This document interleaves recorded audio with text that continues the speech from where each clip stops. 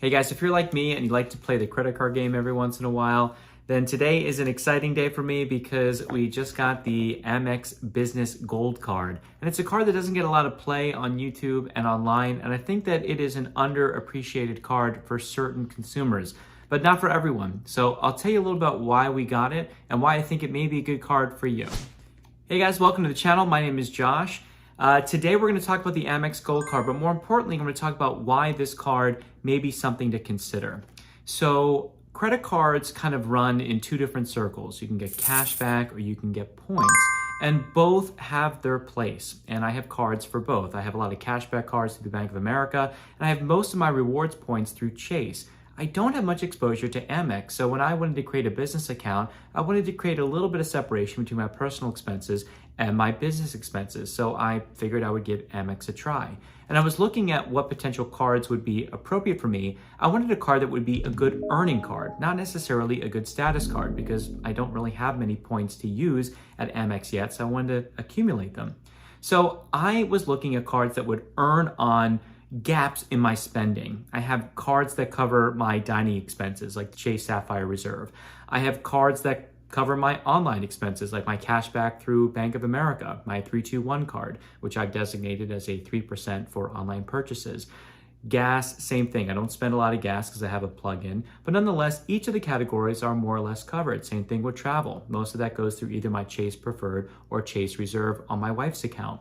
So most of that is all covered. When it comes to hotel spending, I have a Hyatt card through Chase. Again, I try to maximize my points by funneling in the same type of buying habits that will basically give me the best yields over time.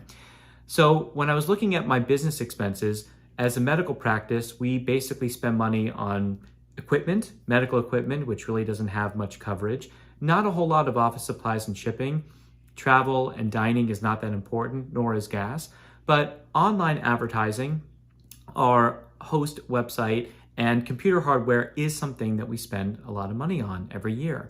So I wanted to kind of make sure that I was getting a card that was going to fill that gap and maximize that return. The Chase Preferred Ink was one that was on my list, again, because I already was in the Chase ecosystem, and the Amex Gold Card. Now, if we break down the reward categories for each of them, I'll kind of pull them up real quick.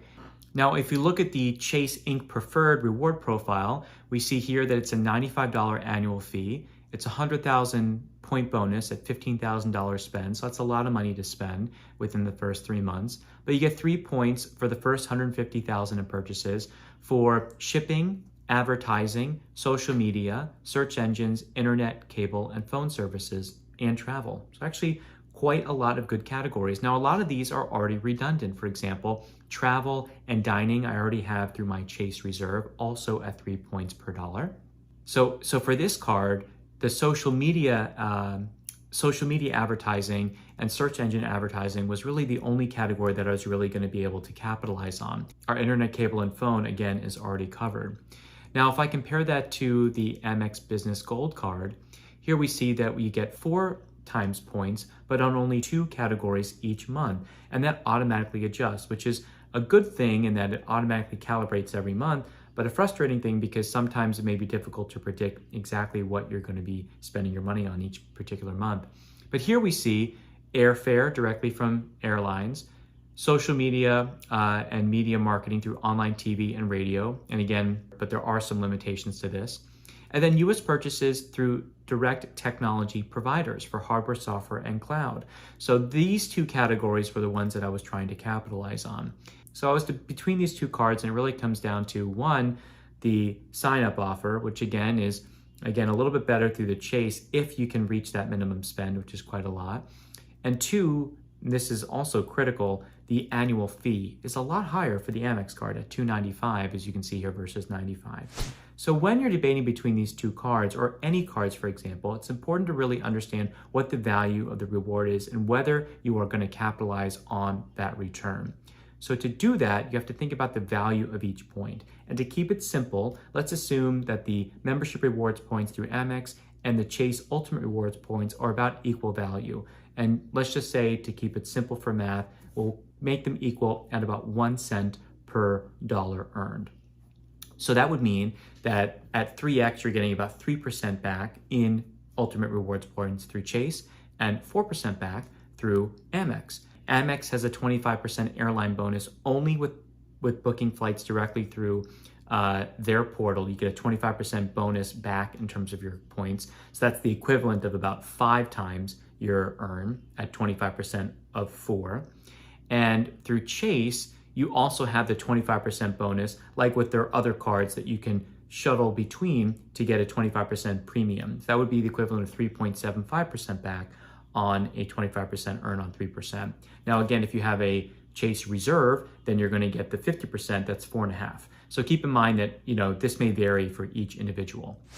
But I wanted to kind of step back and think, well, broadly, how can I make sense of all this? Basically, if you graph the rewards as a function of dollars spent, I think it makes sense, at least for me, visually.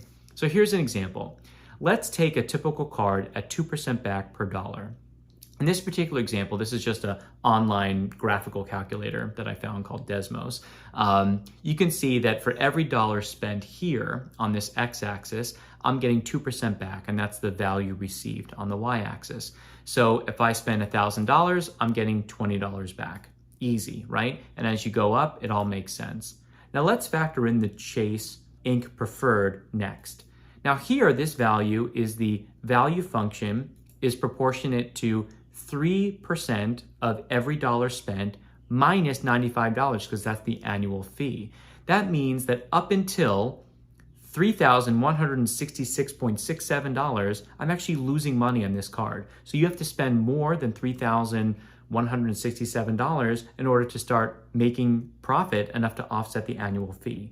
In other words, every dollar spent below this is negative returned value. Anything above that is positive return value, but you'll notice here that it's not until $9,500 in spend that the Ink Preferred is more beneficial than your typical 2% cash back. So keep in mind when you're comparing a typical 2% back or even a 1.5% back versus an annual fee card, sometimes it does make sense to pay the annual fee if you're going to be spending above a certain amount. Now, if we factor in the Amex Business Gold Card, we see here that it's not until, look at that, $20,000 and $505 back in expected value after you factor in the $295 annual fee that this card starts making sense.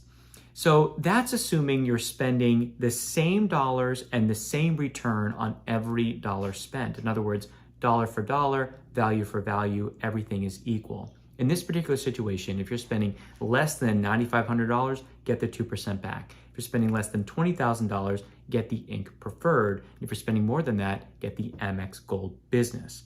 Now, here's where things get interesting. Not every rewards category is going to be applicable to your particular spend. Like as I mentioned, social media marketing and computer hardware are the 2 expenses I wanted to fill in gaps for. And for that reason, I went with the Amex Gold, and this is why. I'm projecting to spend about $12,000 to $15,000 a year, not $20,000, but about $12,000 to $15,000 on computer hardware and social media advertising over this calendar year, which would fall somewhere in this gap. You see at the blue line here, let's say just to keep it, say $13,000. That means that my expected return is $232 with the Amex Gold. Now, computer hardware purchases are not going to be covered by the Ink Preferred. In fact, I'm only going to be able to get about $5,000 worth of return at the 3X categories with the Ink Preferred. That's only a $55 expected benefit. So you see that even though in this situation, I'm actually not spending the $20,000 to justify the Amex Gold, for my particular pattern of spending, I'm actually making more money with the Amex Gold than I would with the Chase Preferred because of the particular categories that are covered. And that, I think, is the important take home. So with all that out of the way, that's why I went with the Amex Gold. Now, let's unbox it. So it came as a UPS overnight. This is kind of what the envelope looks like. This is the moment of truth. And this is the card.